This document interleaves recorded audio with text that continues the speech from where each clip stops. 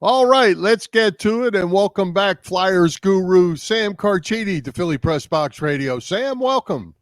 Hi, Bill. How you doing? Hi, Chet. Good to be with you guys. Hey, Hey, Sam. Sam. All right, let's talk Flyers. There wasn't a whole lot of excitement about the Flyers at the early part of the offseason, but then in late June, word leaked out about Matvei Mishkov leaving his KHL club in Russia sooner than expected and would join the team that drafted him a couple of years ago, the Flyers. What does this 19-year-old winger bring to the Flyers, and what impact might he have as a rookie? Yeah, I think he's going to have a big impact on his team. He will obviously help the power play, which was very anemic last year. They were 12.2%, by far the lowest percentage in the NHL. And he brings some speed, he brings creativity, he brings a high hockey IQ. And as you mentioned, he's only 19. He'll be 20 early in the year. But, he'll be a shot of adrenaline to this team, much needed. They need somebody like that. And they also will start the year with Jet Lachenko, who is only 18. He just turned 18 August 21st. Yeah. So he'll be the youngest player when he makes his official debut Friday in Vancouver. He'll be the youngest player in the Flyers history, which of course started in 1967. He'll center the third line, it looks like. And, Lachenko will be with, it looks like he'll be with Farabee and Bobby Brink, and all three of those guys are young. So you got to like the direction of this Flyers team right now. They're going young. Michkov will probably be on the top line with Couturier and Travis Konechny. Tippett, Frost, and Forster, three young guys. There you see it there on the second line. We talked about the third line, and the fourth line is a gritty line, veteran line, and guys that give you 10 solid minutes a game. And as you see there, Delorier and Cates will probably be the extra forwards anyway.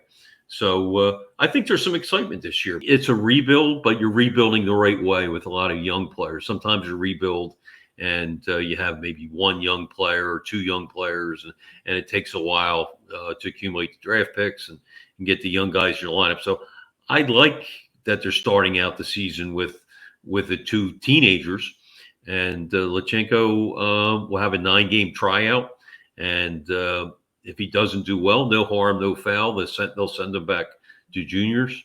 And, I think the experience will help him in the long run. But, he says he's here to make not only make the team, but to stay with the team. So some good stuff. And they have some young defensemen. Drysdale, to me, is the key to their defense. He's a young defenseman.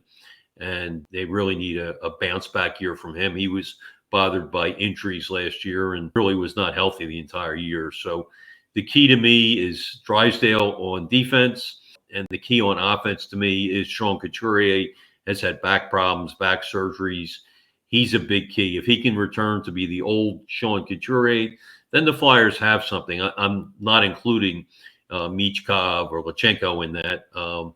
Because their young guys are going to work their way up. But Couturier is a real big key as well on offense. Well, Sam, since the Carter Hart era is over, obviously, Samuel Ersson and Ivan Fedotov look like they're going to be the opening goaltenders for this club. How do you feel about that? Is Ersson ready to be the number one guy and play 50, 60 games? We'll see. I don't think he'll play 60. I think 50 is a possibility. I think, we saw last year he was kind of exhausted down the stretch.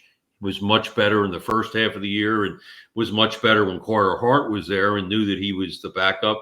And there was a lot more pressure on him after Carter Hart left. Let's face it, losing Carter Hart, losing Cutter Gauthier, who would have been, I think he's the favorite to win the Rookie of the Year this year. And they ended up trading him, of course, for Drysdale because he didn't want to sign with the Flyers.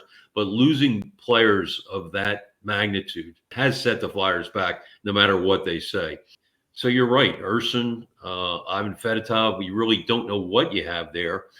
As I mentioned, Ersson tailed off in the second half of the year. We didn't really see enough of Fedotov, but he's got all kinds of potential.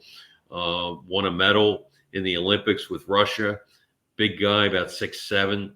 So, I mentioned the young guys on offense and defense, but, these guys are young in goal, and they're going to be a big key. No question about it. One stat that really jumped at me last year, the save percentage of the Flyers goalies was .889. That was next to last in the NHL. And that was with having Carter Hart here for a decent portion of the year. So that has to improve dramatically. And if it doesn't, it's going to be another playoff-less year. But these two guys have potential, and they're young enough to develop into everyday NHL players, and time will tell. Well, Sam, you alluded to the Flyers' offense last year. The power play, not good at all. Just offense overall, they were 27th in the league in goals. Nobody in the top 50 in the league in points. Travis Konechny had 68. He ranked 58th in the league overall. As I put up a graphic of the Flyers' opening day roster, will they have any more firepower this year, do you think? Yeah, I think Owen Tippett, who's been very good his 2 years with Philly, I think he'll take a step forward. To me, he's going to be a 30-goal scorer. I think Tyson Forster can develop into a 25-goal scorer. He scored 20 as a rookie. And a guy I really think they need a lot more out of, is Joel Farabee, a former first-round pick. He's had flashes where he looks very good, looks like he's going to take that next step. But we haven't seen him reach his potential yet. And it's about time for Joel Farabee to do that. Bobby Brink and Noah Cates. I don't know if you're ever going to get 25 goal seasons from guys like that. They have a lot of guys like that are steady players, and they can contribute in other ways. But Farabee, to me, is a guy that can emerge as a 25 to 30 goal scorer.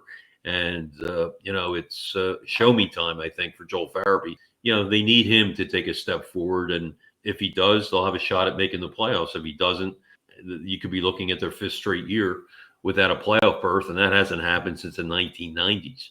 So, but at least this team, even if they don't make the playoffs, they're playing with a lot of youngsters.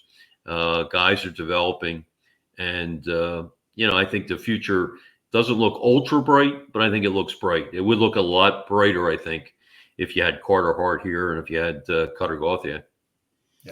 Sam, I was so excited when the Flyers got Morgan Frost, scoring machine, in the juniors and all that. And he came up here and he just hasn't hit the stride.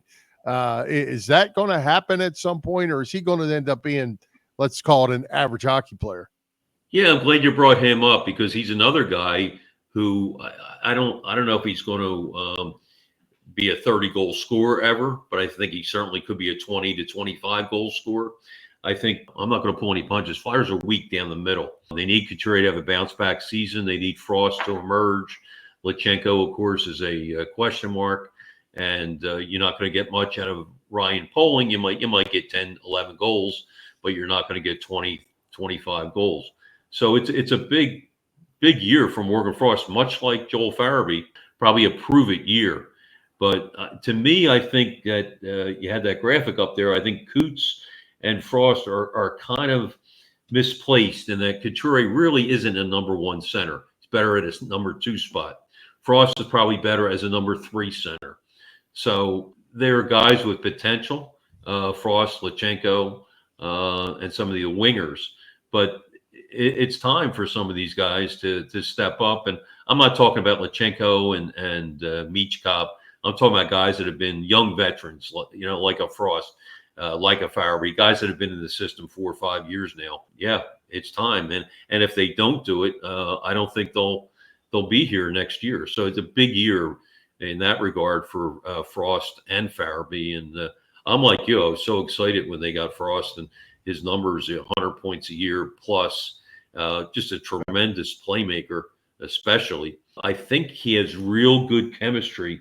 We've seen it in the past with Tippett. They're real good friends off the ice, and you can kind of see it. They really have a good chemistry on the ice. And, I like that line, the Tippett, Frost, and Forster line. You have some toughness on that line, and you have some skill on that line as well. And Tippett and Forster both have terrific shots. The Flyers as a team were awful last year. Their shooting percentage was one of the worst in the NHL. It was 8.5%. They scored on 8.5% of their shots. That was next to last in the NHL. And some of that is misleading. But some of it is because, they didn't capitalize. They didn't have the finishers last year, especially during that 8-game skid at the end that knocked them out of the playoffs. They could not finish when they had the scoring chances. So, and Frost and Farabee are in that group that have to learn how to finish. And as I said, this is a prove-it year for those guys and many others. But we haven't talked too much about the defense yet. What is your take on this group? How good or not so good are they? I think it's pretty good.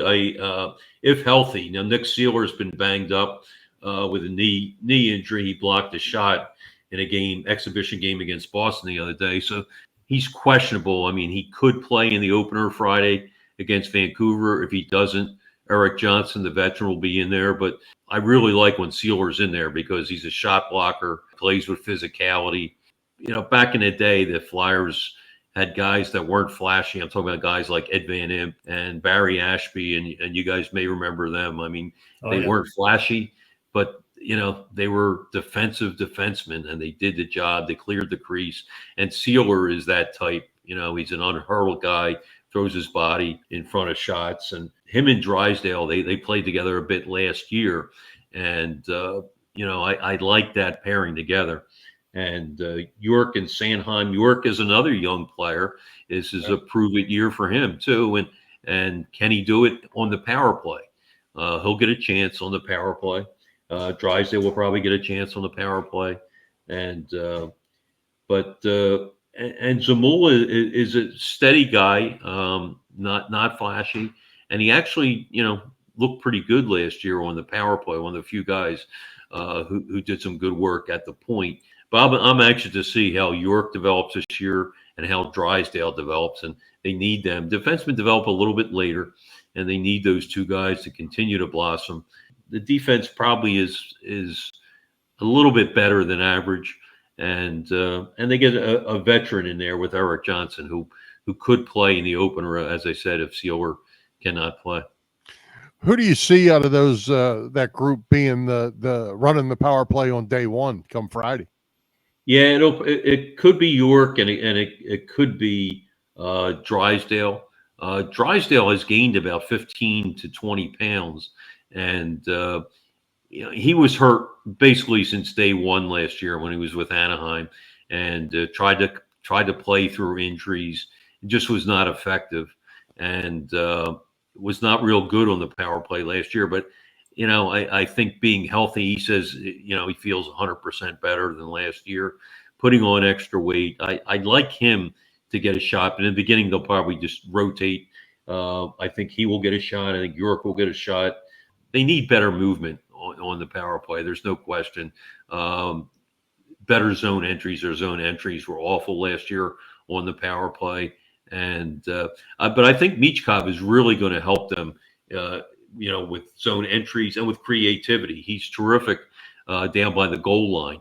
And the Flyers don't really have many plays on the power play that are successful, working from behind the net or by the goal line. And I think Michkov gives them that element. That's something that's been missing. And, hopefully just having him here will boost that 12% to maybe 17%. And then if some of these guys start hitting the net, they realize, as I told you, they were 31st in the league last year shooting percentage, and a lot of that was on the power play. So they have to get their shots on goal. It's simple as that. Sam, last thing from me. When we talked to you back in February, you told us you were developing and writing a TV series about the 1970s Flyers called Bullies. Is that still happening, and where do things stand?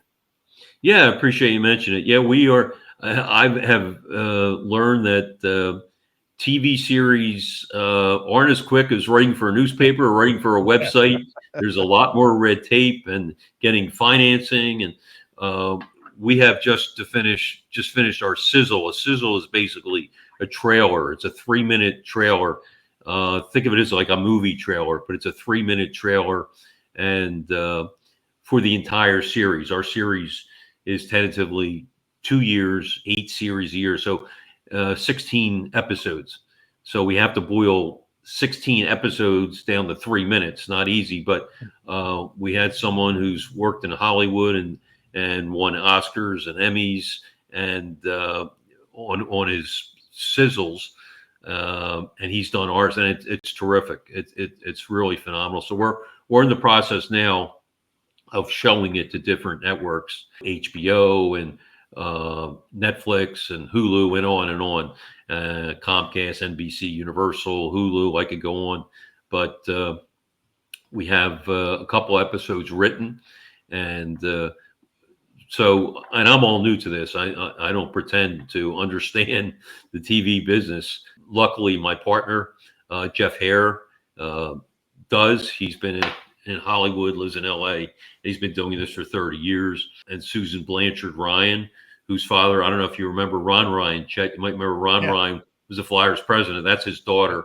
And she starred in a lot of TV shows and a lot of movies, including Open Water. And she's our point person on this. She knows probably more about hockey than the three of us. And she also knows the other side of it, the movie side, the TV side. So she's the one taking what we've done and taking it to the different networks and TV studios. And it's been a learning process. It's been fascinating, but it's been slower than I expected, but it just takes time. So hopefully we'll get a deal done with one of these networks and we'll be off and running. But it's just going to take a little more time, and we're patient and trying to be patient anyway. There is a website, bulliestvseries.com, that'll give you a little bit more information about it. It's going to be fun. I hope it happens. We've had some really good feedback so far, and we're confident that it will be on TV somewhere down the road. We hope sooner rather than later. Mm-hmm. Can't wait to see it. Hey, Sam, I have one final Flyers question for you, today's Flyers question. I might be in the minority on John Tortorella. Last year, I kind of felt like when he benched Sean Couturier there, I said to Chet on this show, I said, you better really have your finger on the pulse of your locker room if you're going to healthy scratch your captain. They went into a tailspin right after that, whether it was related or not, it happened. But it seems like this year, as camp's going on, I'm seeing more and more compliments coming from John Tortorella about his players than I've ever seen before. Is that related in any way? Yeah, I think so. I don't have any inside information, but I wouldn't be surprised if some of the higher ups, Briere and Keith Jones and some of the other people, maybe had a conversation or two. And, John beats to his own drum, and he tries to intimidate a lot of people, and whether it's the media or his players, and he rules the way he does. And guys won a Stanley Cup, and he's been a pretty successful coach.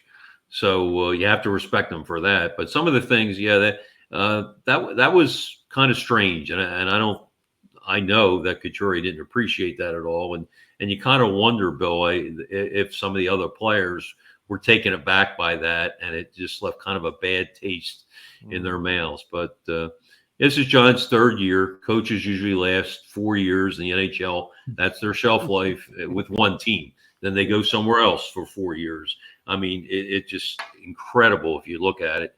There aren't many coaches that last more than 4 years because their message just doesn't get across.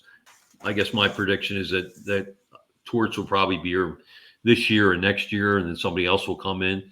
But you wonder if they're at that point 3 years from now, 3 seasons, if they're at that point to be a legitimate Stanley Cup contender, if he does stay maybe one more year. But let's see what happens this year first. I think last year they ended up with 88 points, 87 points. I think they'll probably end up with around that this year. I think they overachieved a lot last year, and Tortorella deserves a lot of credit for that. But they collapse at the end of the year. That just can't happen. Right now, this is not a Stanley Cup team. There's no question. But in 2 years from now, maybe they will be.